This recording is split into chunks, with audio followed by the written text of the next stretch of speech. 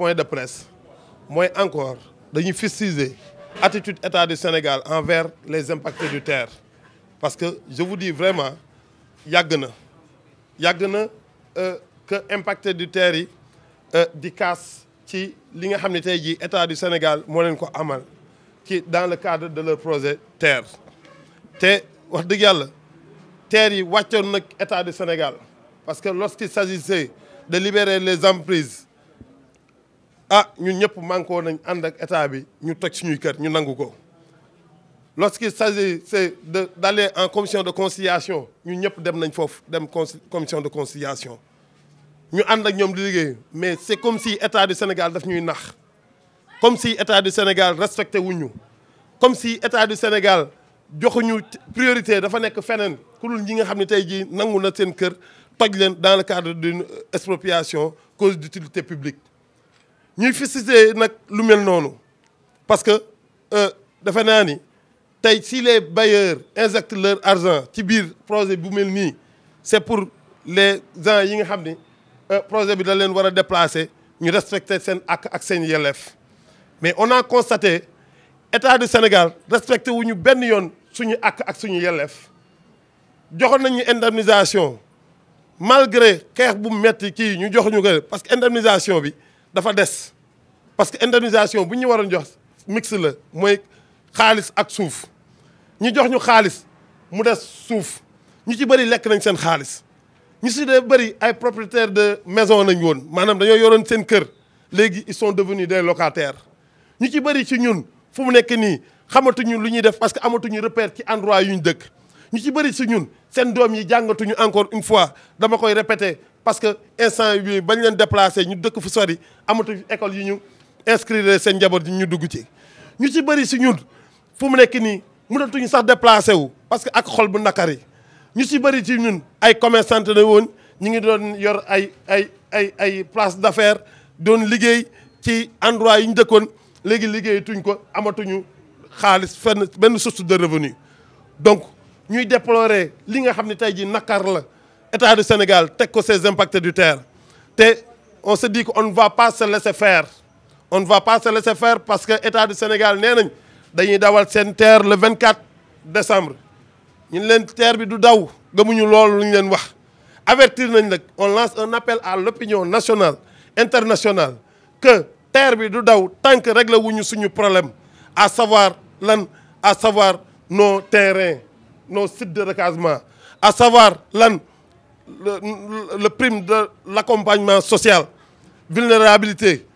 les pertes de revenus locatifs yëpp nga xam ne état ba léegi joxaguñ ko même au sein des commerçants il reste des commerçants à qui seen sec jotaguñ ko ba léegi donc tous ces problèmes là ñu bëgg dawal seen terre bi xanaa ils vont passer sur suñuy cadavre mais le terre ne va pas rouler tey nag lu tax ñu ñëw woote point de presse bi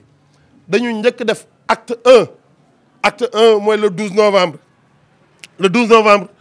dinañ dem ci place de la gare fële en face gare Dakar ci buntu gaaru Dakar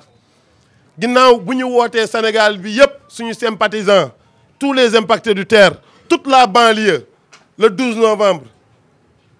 ci heure de prière bi ñu jullee ko ci port bu ñu paree wàcc ci gaaru Dakar bi def nag un sitting bi nag que ñu autoriser ñu que ñu ñàkk ñu autoriser on va le faire ñu autoriser ñu ñàkk ñu autoriser on va le faire s'il nous empêche nag de faire le sitting le jour-là on va marcher vers le palais inchallah loolu il faut que ça soit clair danañ ànd ak suñuy pap parce que instant bi ay personnes de troisième âge ngeen si gis ñu taxaw te ku si nekk ay njaboot la yor kenn du xool sa papa ñu koy toroxal donc nag à bon entendeur salut. lenteur yi ça surtout du côté de l'État du côté de l'APEX parce que tey jii ku la nee woon dinañ la jox sa terrain ba commencé di la jox ay notification imaginaire parce que pourquoi imaginaire mooy ni tey jii ces notifications là bu ñu la nee terrain Malika ba existé wul ça pose problème donc si tey ñu on donne le camp militaire de Thiaroye ñu dindi fa li ñu fa dindi lépp te amul évolution c'est égal à 0 ils nous ont donné un site à Malika à Lac Rose de 40 hectares génn ci benn décret lequel décret ñu ngi ko publier ci journal officiel donc espérer nañ woon que heure bi waroon nañ fekk ñu aménager ces sites là mais ba tey ba suba kenn aménager ko donc mais bien sûr avec tous les organes les organes yu compétents di intervenir ci terre bi et puis le président de la République au premier chef parce que mënuñu wax dara il est au courant de tout. Le président de la République, c'est lui qui nous avait dit que s'il y a des problèmes, revenez me voir. Mais s'il y a des problèmes et que le président deful intervention, dama ne il est fautif. Il est fautif. waaw moyens yi ñu employé ñun xam nañ ko encore une fois ci tracé terre bi defe naa ni fii ragal dëkku fii te bu ñu yaakaaree ñun dañuy daw du ñu daw bu ñu yaakaaree ñun ay ragal nañ du ñu ragal on a toujours été voilà ñun nangu. Donc passif parce que amul benn yoon bu ñu gisee ñu lakk pënë amul benn yoon bu ñu gisee sax ñu boole ci ay politiciens wala ay activistes wala yu mel noonu suñu combat bi en solitaire nañ ci demee ñun rek ñun ñoo doon toog di waxtaan ak état di dem di dikk di rendre compte donc la base est fatiguée les vieux sont fatigués les femmes sont fatiguées le fait qu'ils se déplacent d'un point à un autre sax du ñu am transport sax pour ñëw à nos réunions kan moo ñu ko teg état du Sénégal. Pour des gens yi nga xam ni dañoo liggéey ba am réussite mooy lan nga am sa kër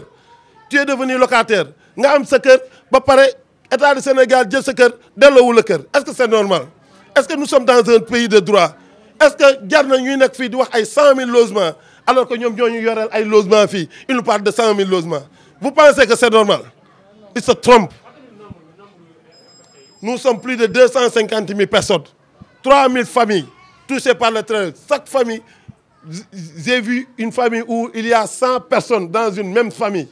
Donc c'est beaucoup de monde. Les gens sont fatigués. Il faut que l'État s'arrête. Il faut que nous bàyyi nu ñuy def. Il faut dilatoire bi cesser. C'est pas normal li nga xam ne tey jii taxawal nañ ko wala ñu def ko ci impact terre bi. ñii c'est des Sénégalais comme ñëpp ñun ñëpp ñoo bokk yem ci droit. On pouvait empêcher que ñu libérer les emprises. On pouvait le faire. On a les moyens de le faire. Mais on a été conciliant